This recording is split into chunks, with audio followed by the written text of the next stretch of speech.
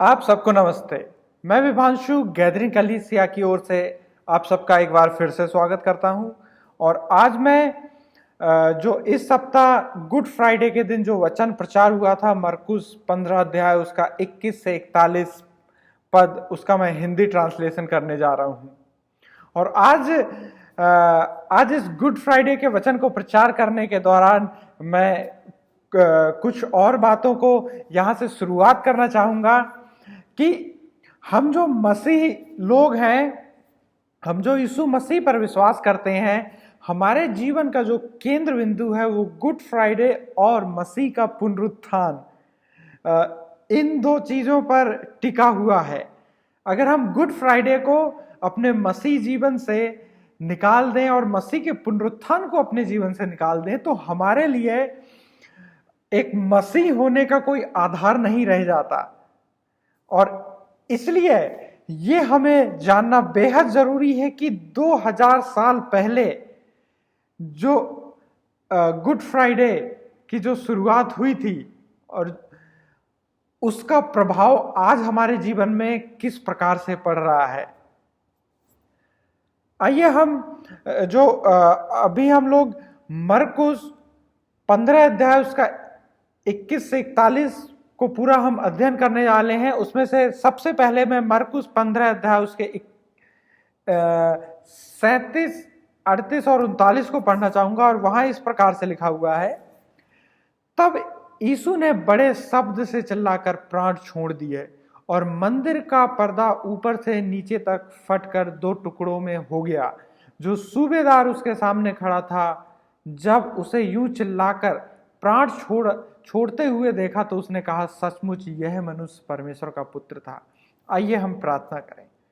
धन्यवाद प्रभु, आपने अनुग्रह किया है कि आज इस मरकुस से आपने इस गुड फ्राइडे के वचन प्रचार को करने के लिए आपने अनुग्रह किया है। आपका धन्यवाद है। हमारी प्रार्थना है कि जैसे हम इस वचन को आगे प्रचार करते हैं और इस वचन को हम अध्ययन करते हैं, आप अगुवाई और मदद कीजिएगा। और उन वचनों को हमें समझने के लिए, ग्रहण करने के लिए आप अपनी पवित्र आत्मा की अगुवाई हमें दीजिएगा। आपका धन्यवाद करते हैं और यीशु के नाम से मांगते हैं, आमीन। मेरे प्रियो, सन 2004 में एक मूवी आई थी, एक फिल्म आई थी जिसका नाम था पैशन ऑफ द क्राइस्ट। ये फिल्म अभी तक यीशु मसीह के जीवन पर आधारित कई सारी फिल्में बन चुकी थी, लेकिन ये फिल्म उनसे काफी अलग थी, क्योंकि ज्यादातर जो फिल्में थी वो फिल्में यीशु मसीह के जीवन पर, लगभग उनके द्वारा जिए गए इस संसार पर, इस दुनिया में जो उन्होंने जीवन जिया था, उनके पैदा होने से लेकर उनके क्रूस पर चढ़ाए जाने से लेकर उनके स्वर्ग में जाने तक, इन सारी चीजों को दिखाया गया था। लेकिन पैशन ऑफ द क्राइस्ट में एक बहुत ही सिलेक्टेड, एक बहुत ही एक केवल एक भाग को ज्यादा आधारित और केंद्रित किया गया था, और वो था यीशु मसीह का जो क्रूस पर चढ़ाए जाने के अंतिम 12 घंटों पर था, जहां पर यीशु मसीह का एक बहुत ही भयानक और एक दर्द भरा जो उनका समय था उसको उस पर दर्शाया गया था। और इस प्रकार से ये यीशु मसीह के जीवन पर बनी हुई लगभग बाकी फिल्मों से बहुत ही अलग थी। और ऐसा हुआ था कि इस फिल्म को थिएटर पर रिलीज हुई और लोगों ने इसके लिए उनके जो रिएक्शन थे, लोगों ने जो देखकर उनके अंदर जो इमोशंस आए वो काफी अलग थे।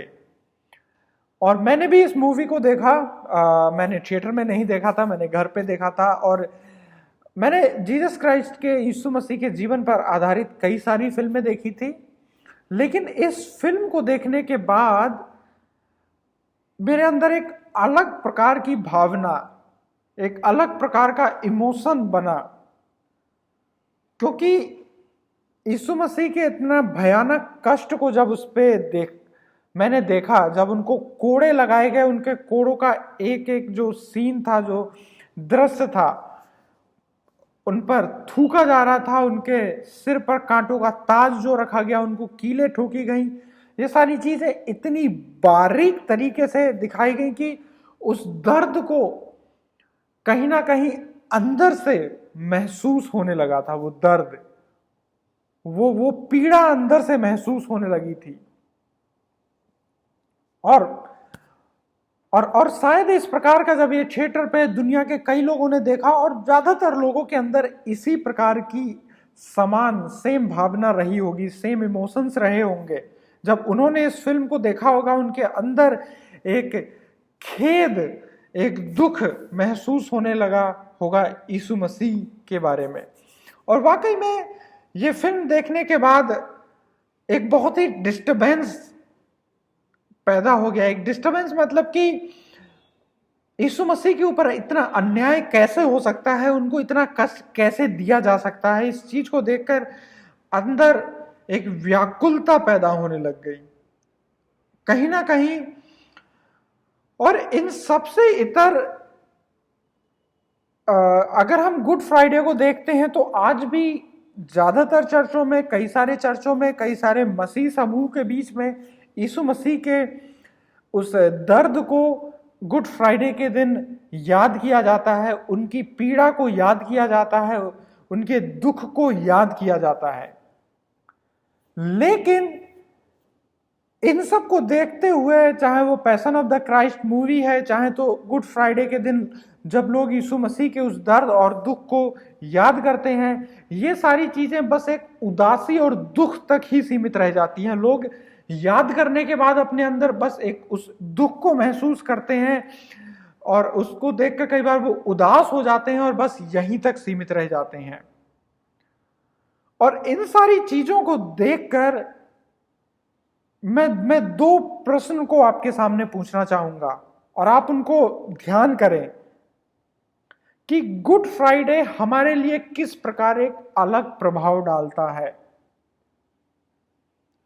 पहला चीज, हम यीशु मसीह के कष्ट को देखकर हमारे अंदर खेद और दुख उत्पन्न होता है क्या?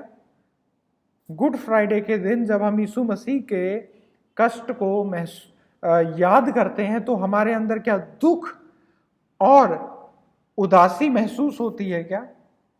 या फिर हमारे अंदर प्रभु यीशु मसीह की आराधना और उसकी महिमा और अपने जीवन को समर्पण करने की इच्छा जागती है? या तो हम उनकी पीड़ा को देखकर बहुत शोक मनाते हैं, या फिर यीशु मसीह पर जो कुछ गुजरा था उन सब को देखकर हम शोक मनाते हैं, या फिर हम यह पहचानते हैं कि परमेश्वर कितना अनुग्रहकारी है कि उसने अपने एक लौते पुत्र को अपने प्रेम करने के खातिर हमें दे दिया। मेरे प्रियो, ये दो सवाल आप याद रखें जब हम इस वचन का प्रचार आगे करते हैं। पहला चीज, यीशु मसीह के कष्ट को देखकर हमारे अंदर दुख और उदासी आती है, या फिर यीशु मसीह के कष्ट को देखकर हमें उनकी महिमा करने की इच्छा पैदा होती है, हमें अपने जीवन को समर्पण करने की इच्छा पैदा होती है। हमें ये महसूस, हम इस चीज को अंगीकार कर पाते हैं कि परमेश्वर हमसे प्रेम करता है और उसने अपने पुत्र को हमारे लिए बलिदान कर दिया। आइए हम जो वचन हमने मरकुस 14 अध्याय को जो हमने मरकुस जो 15 अध्याय को हमने उठाया, उसके अब हम 21 से 23 को पढ़ना चाहेंगे। 21 से 23 में यीशु मसीह के ऊपर जो यातना हुई थी उसका एक दृश्य हम जानने की कोशिश करेंगे। तो पहला पॉइंट मैं यातना के बारे में इस भाग से बताना चाहूंगा। और इस मरकुस 15 अध्याय उसके 21, 22 और 23 में इस प्रकार से लिखा हुआ है। सिकंदर और रुफुस का पिता शमौन नामक एक कुरेनी मनुष्य जो गांव से आ रहा था उधर से निकला। उन्होंने उसे बेगार में पकड़ा कि उसका क्रूस उठा चले, और वे उसे गुलगुता नामक जगह पर जिसका अर्थ खोपड़ी का स्थान है लाए, और उसे गंधरस मिला हुआ दाखरस देने लगे, परंतु उसने नहीं लिया। मेरे प्रियो, इसमें पहली बात हम ये जानना चाहेंगे कि यीशु मसीह को बहुत ही एक अत्यधिक अत्यधिक पीड़ा, शारीरिक पीड़ा और कष्ट को सहना पड़ा।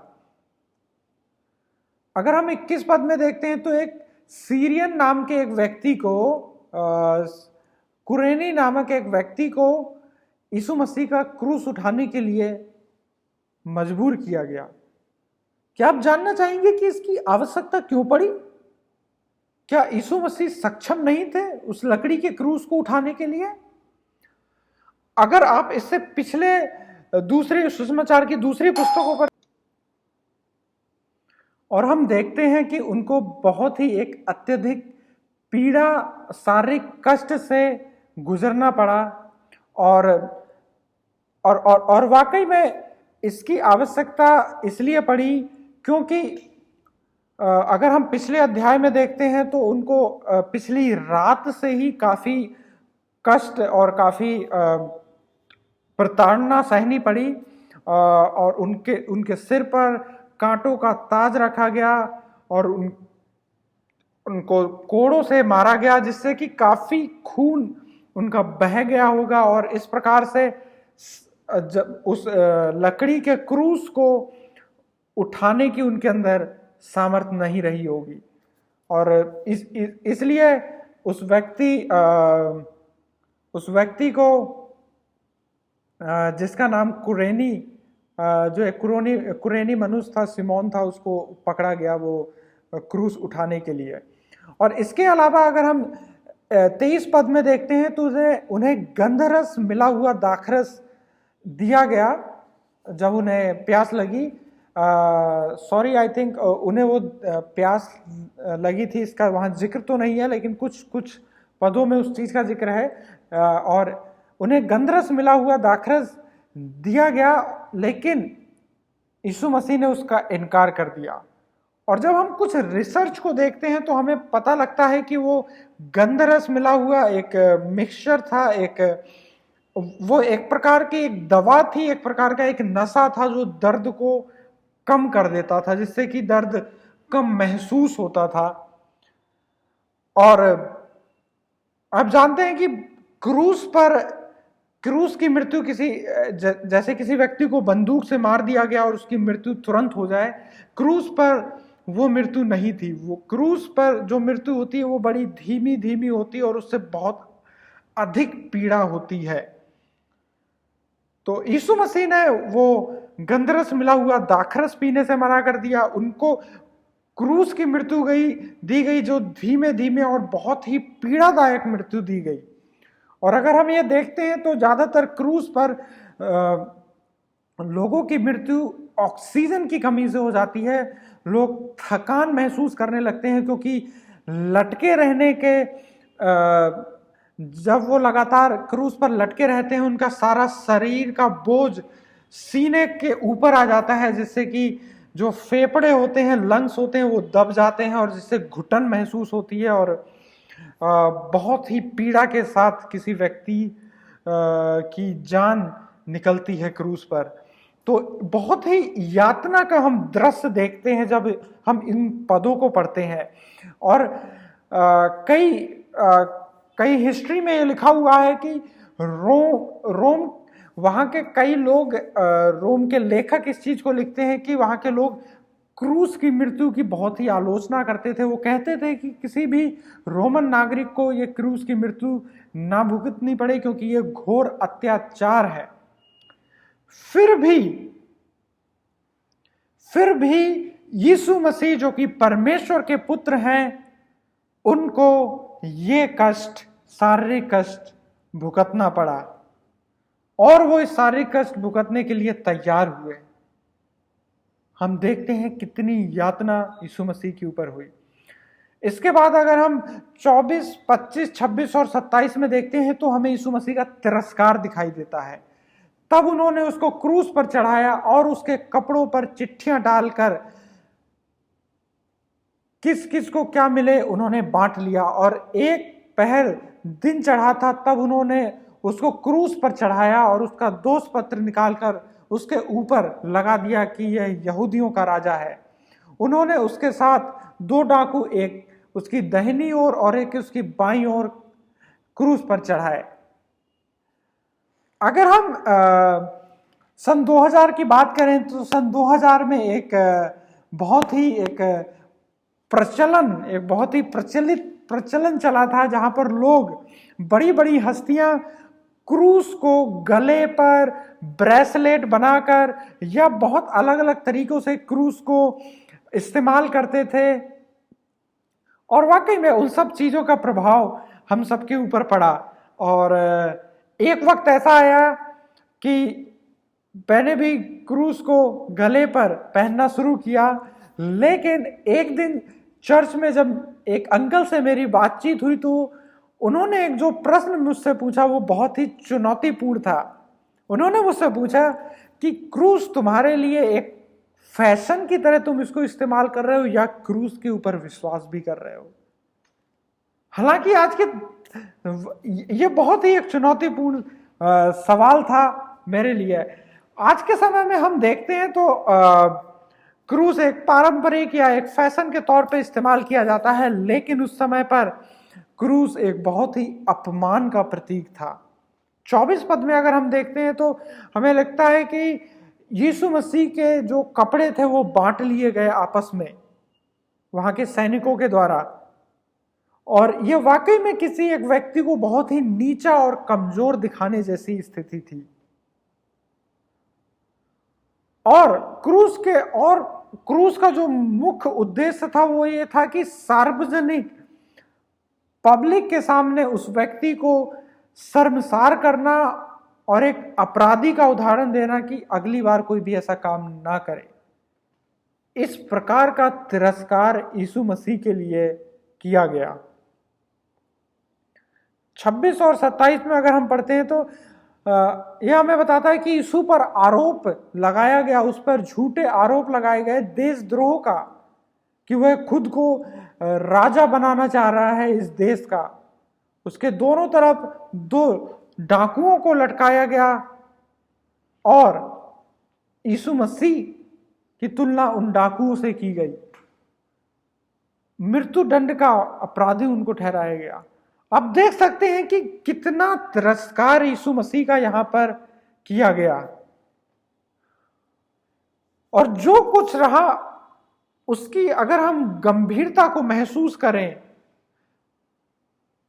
तो यीशु जो परमेश्वर का पुत्र था, जिसके पास पूरा गौरव था, जिसके पास पूरी महिमा थी, जो जो जो यीशु मसीह वो परमेश्वर जिसने इस संसार को रचा था, उसने खुद को अपमानित होने के लिए दे दिया। मेरे प्रियो, कितनी ही गंभीर बात है कि वो परमेश्वर जिसके कंट्रोल में सब कुछ था, फिर भी उसने अपने आप को अपमानित होने के लिए दे दिया। यहां पर अगर हम 29, 30, 31 और 32 को देखते हैं तो यीशु मसीह को अस्वीकार करने का हमें दृश्य दिखाई देता है। 29 में इस प्रकार से लिखा हुआ है, और मार्ग में जाने वाले सिर हिला हिलाकर और यह कहकर उसकी निंदा करते थे, वाह, मंदिर के ढाने वाले और 3 दिन में बनाने वाले, क्रूस पर से उतरकर अपने आप को बचा ले। इसी तरह से प्रधान याजक भी शास्त्रियों समेत आपस में उपहास करके कहते थे, इसने औरों को बचाया पर अपने को नहीं बचा सकता। इज़राइल का राजा मसीह अब क्रूस पर से उतर आए कि हम देखकर विश्वास करें। और जो जो उसके साथ क्रूस पर चढ़ाए गए थे वे भी उसकी निंदा करते थे। अगर हम इतिहास में देखते हैं तो कई ऐसी कहानियां हमें मिलती हैं जहां पर बहुत ही प्रेरणादायक कहानियां, इंस्पिरेशन कहानियां मिलती हैं, जहां लोग बहुत दुख उठाते हैं लेकिन उस दुख में भी वो बहुत ही खुशी महसूस करते हैं। लेकिन इन सब चीज़ों को अगर हम एक 29 से 32 में देखते हैं तो यीशु मसीह को बिल्कुल ही अस्वीकार कर दिया गया था उन लोगों के द्वारा जो लोग उनके संपर्क में कभी हुआ करते थे। यहाँ तक कि यीशु मसीह का क्रूस पर चढ़ाए जाने पर 32 पद में देखते हैं तो उनकी बहुत ही निंदा की जाती है। लोग उन्हें ठुकराते हैं लोग यह कहते हैं, ठट्टो ठट्टो में उन्हें उड़ाते हैं, उनका तिरस्कार करते हैं कि यह मनुष्य कौन है, यह कोई साधारण मनुष्य। और अगर हम बाइबल के वचन के अनुसार देखें तो यीशु मसीह कोई भी साधारण मनुष्य नहीं है, वह परमेश्वर के सिद्ध धर्मी पुत्र हैं जो अनंत काल तक उनका अस्तित्व था, जिन्होंने इस पूरे संसार को बनाया और अनंत काल तक वो रहने वाले हैं, लेकिन फिर भी मनुष्यों के द्वारा उनको अस्वीकार किया गया।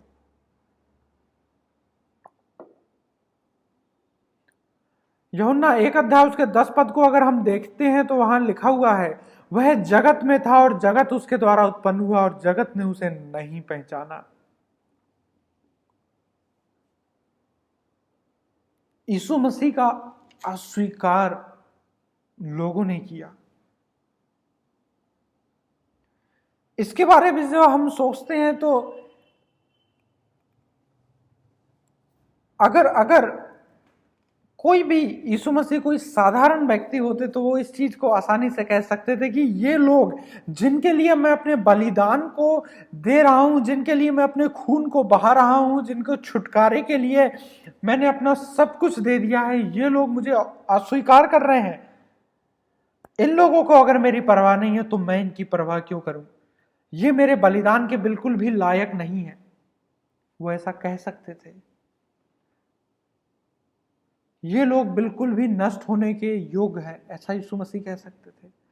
लेकिन फिर भी यीशु मसीह को जो अस्वीकार किया गया, उन्होंने उसको सहन किया, बर्दाश्त किया, क्योंकि वो मनुष्य जाति को बचाने के लिए संसार में आए थे और इसके अलावा कोई दूसरा तरीका नहीं था।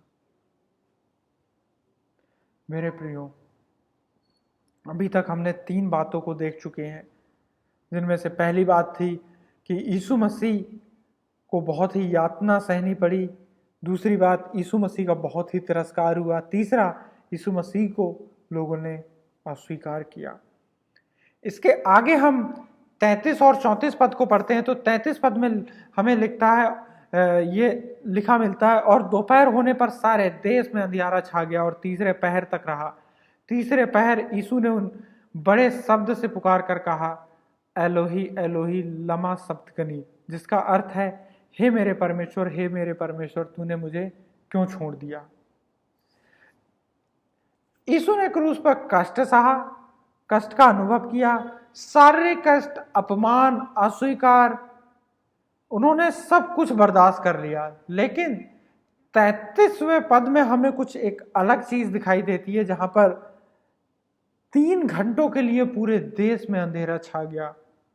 और यह सारा अंधेरा अगर हम देखें तो वो पाप के चित्र को दिखाता है, वो पाप जो यीशु मसीह के ऊपर आ चुका था।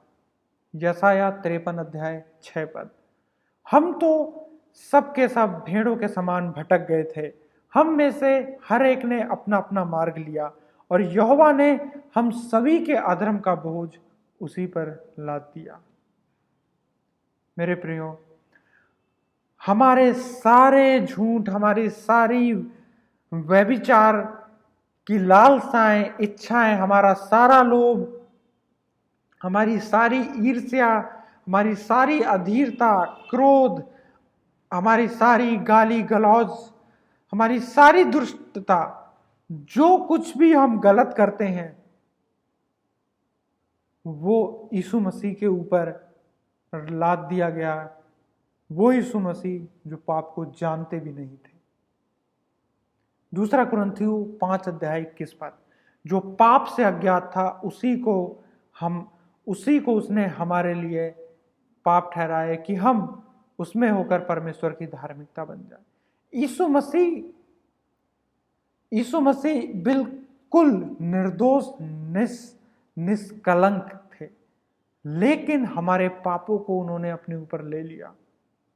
और आप जानते हैं कि परमेश्वर पवित्र हैं, पिता परमेश्वर पवित्र हैं, और वो पाप से बिल्कुल भी उनका मेल नहीं हो सकता।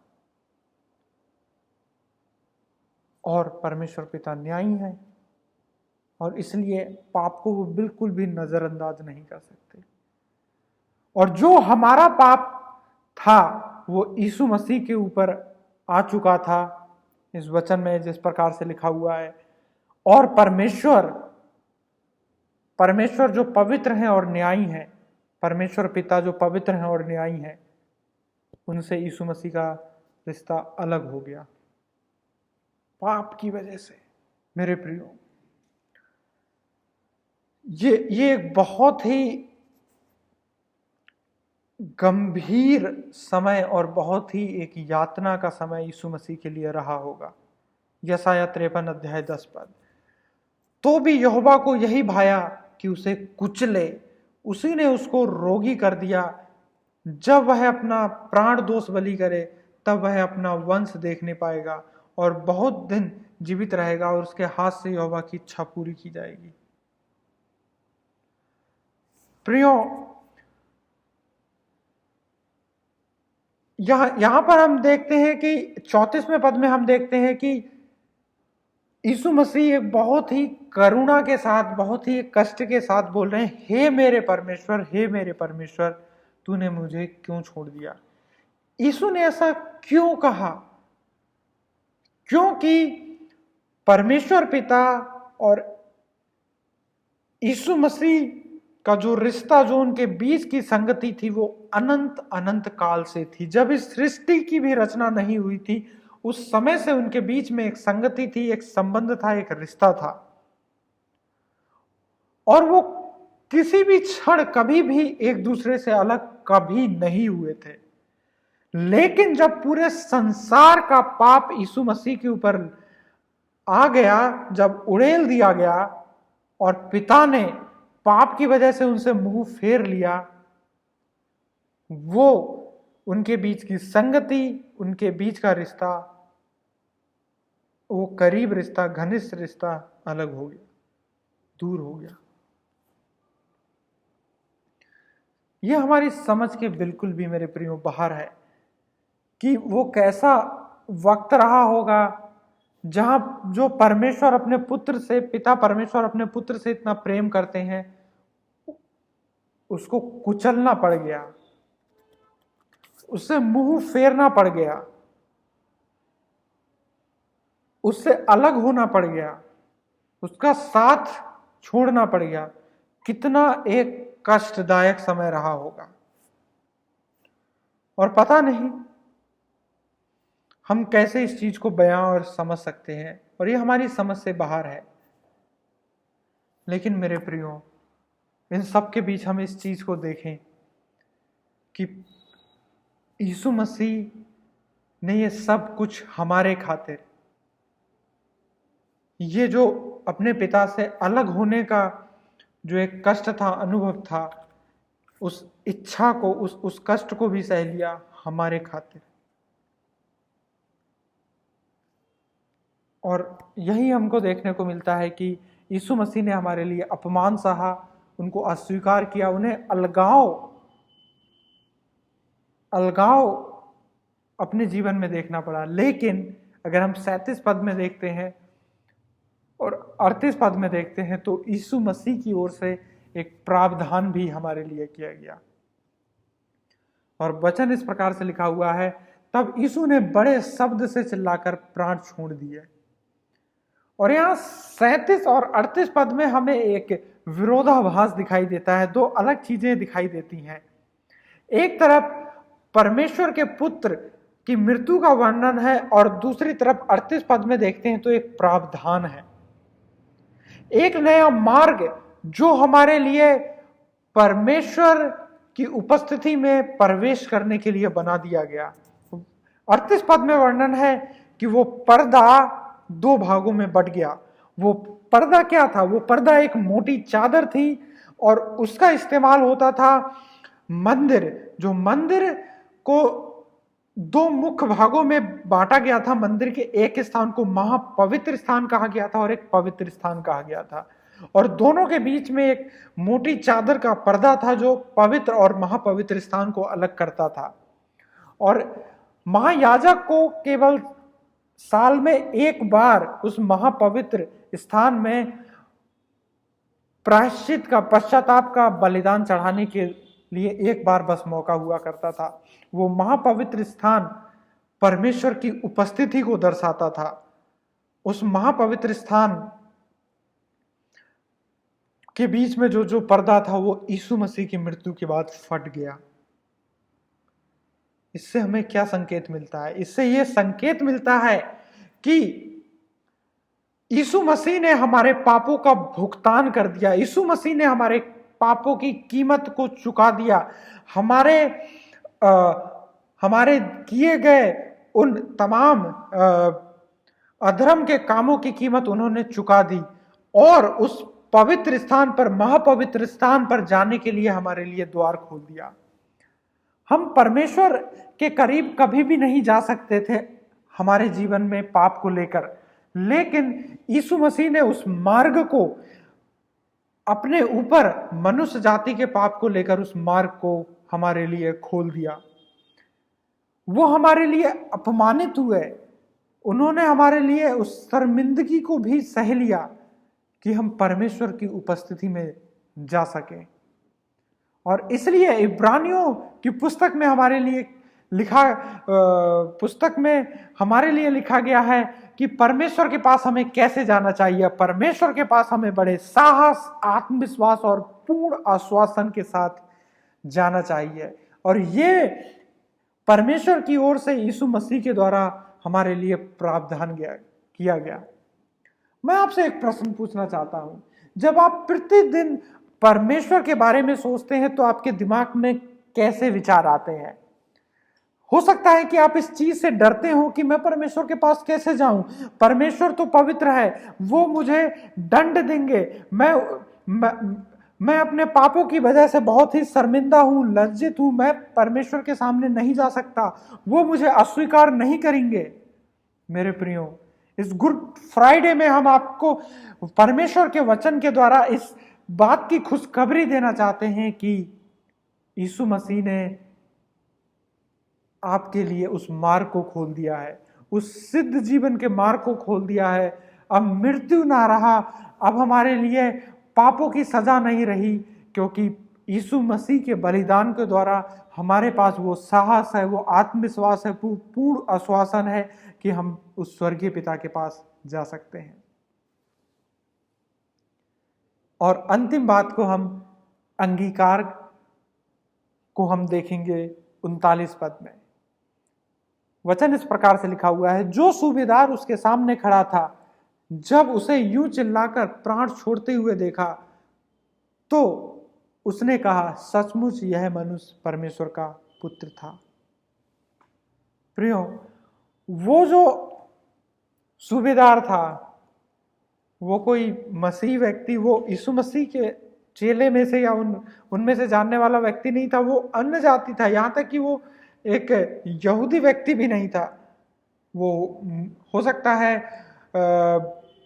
यीशु मसीह को बिल्कुल भी ना जानता हो, लेकिन उसने ये सारे दृश्य को देखा। उसके सामने कई सारे लोगों को क्रूस पर चढ़ाया गया था, लेकिन वो इस घटना को देखकर एकदम अचंभित हो जाता है और इस सारी चीजों को देखकर उसके अंदर से एक प्रतिक्रिया होती है, वो आराधना की प्रतिक्रिया होती है और वो कहता है, वास्तव में यह व्यक्ति परमेश्वर का पुत्र है। मेरे प्रियो, मैं वापस से उन सवालों पर लौटना चाहूंगा कि गुड फ्राइडे आपके जीवन में किस प्रकार एक अलग प्रभाव डालता है। तो क्या आप इन सारी चीजों को देखकर एकदम उदासीन होना चाहते हैं कि हाँ, आपको इनसे कोई लेना देना नहीं है? यीशु मसीह 2000 साल पहले मारे गए, क्रूस पर उनको मार दिया गया, मुझे इससे कोई लेना देना नहीं है, कोई फर्क नहीं पड़ता।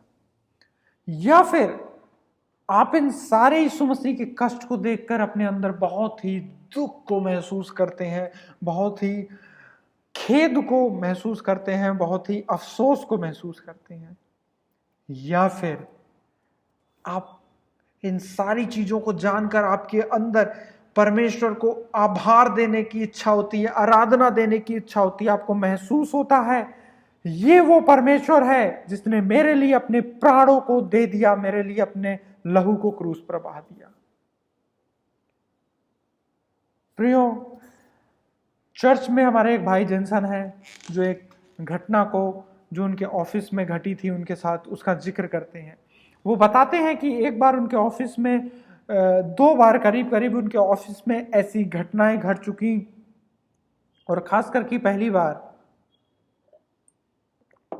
जहां पर वो इतनी गंभीर गलती उनसे हो गई थी कि उन्हें नहीं था पता कि अब आगे क्या होगा। हो सकता था उनको नौकरी से निकाला जा सकता था, हो सकता था उनके ऊपर बहुत ही एक गंभीर एक्शन लिया जाता।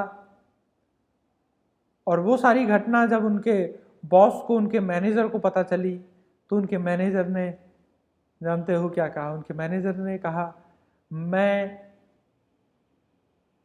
तुम्हारे इस गलती की पूरी जिम्मेदारी लेने को तैयार हूं। प्रियो, भाई जिनसन को कैसा महसूस हुआ होगा? उनके अंदर वो एकदम अचंभित हो गए कि नहीं, आप ये क्यों मेरे आरोप को अपने ऊपर लेना चाहते हो? ने कहा, मैनेजर के यही काम होते हैं, वो अपनी टीम की जिम्मेदारी लेते हैं, वो उनके लिए कुछ भी करने को तैयार रहते हैं। और सोचो भाई जिनसन के अंदर कितना उनके लिए धन्यवादित एक इमोशन आया होगा कि कितना महान व्यक्ति है। इससे पहले मैंने कभी ऐसा अपने जीवन में महसूस नहीं किया। और वाकई में हम एक संसार में देखते हैं कि जब हमारे लिए कोई व्यक्ति इस प्रकार से हमारी गलती को अपने ऊपर, हमारे आरोप को अपने ऊपर ले लेता है, तो सोचें कि हमारे कितने अनगिनत पापों को यीशु मसीह ने अपने ऊपर ले लिया। परमेश्वर के पुत्र ने उन सब का भुगतान कर दिया। तो क्यों नहीं हमारे मन में, हमारे दिल में परमेश्वर के प्रति एक धन्यवादित मन होना चाहिए, और परमेश्वर के प्रति हमें वाकई में आभार व्यक्त करना चाहिए। और फिर से हम उस क्वेश्चन की तरफ आगे बढ़ते हैं कि ये गुड फ्राइडे आपके अंदर कैसे एक अलग प्रभाव डाल रहा है और डालता है। और वाकई में हम आज के शुरुआत के इस प्रश्न को कि आज के समय में गुड फ्राइडे हमारे लिए एक अलग प्रभाव कैसे डालता है, हमने देखा कि यीशु मसीह के ऊपर कितनी यातनाएं सही, कितनी यातनाएं डाली गई पहले पॉइंट में। दूसरे पॉइंट में देखा गया कि उनका तिरस्कार कैसे किया गया। तीसरे पॉइंट पे हमने देखा कि उनको अस्वीकार किया गया उन लोगों के द्वारा जो लोग उनको जानते थे। चौथे पॉइंट में हम देखते हैं कि अलग हो जाना, वो परमेश्वर पिता से, जिस परमेश्वर पिता से वो अनंत काल से उनके साथ रिश्ता था, उससे कैसे अलग हो जाना पड़ा पाप की खातिर। और हम पांचवा पॉइंट देखते हैं कि इन सब के बीच में वो कैसे एक प्रावधान लेके आते हैं, जो परमेश्वर पवित्र परमेश्वर से हम दूर थे, अलग थे, अब परमेश्वर के करीब हमारे जाने के लिए हमारे अंदर साहस है, हमारे अंदर वो आश्वासन है पूरे तौर पर। और छठा हम देखते हैं कि अंगीकार करना, कैसे उस सूबेदार ने अंगीकार किया। क्या आज हम यीशु मसीह को अंगीकार ना करें? क्या आज हम यीशु मसीह के इस बलिदान को बिल्कुल नजरअंदाज कर दें, या फिर हम आज के दौर पर हम यीशु मसीह के उस दुख को याद करके बस दुखी रहें या खेदित रहें? नहीं मेरे प्रियो, जरूरत है कि हम यीशु मसीह के उस दुख, कष्ट और उस अस्वीकार को हम याद करें, और हम परमेश्वर पिता को धन्यवादित करें कि उसने अपने पुत्र यीशु मसीह को हमारे लिए, हमसे इतना प्रेम किया, हमारे लिए भेज दिया। और यीशु मसीह की इच्छा, इन सारे बलिदान के पीछे उनका उद्देश्य था कि हमारा मिलन, हम अपने पापों से पश्चाताप करें और हमारा रिश्ता जो परमेश्वर से अलग हो गया था, परमेश्वर के साथ दोबारा एक साथ जुड़ने पाए। ये इस पूरी क्रूस की घटना के पीछे, इस बलिदान के पीछे उनका उद्देश्य था।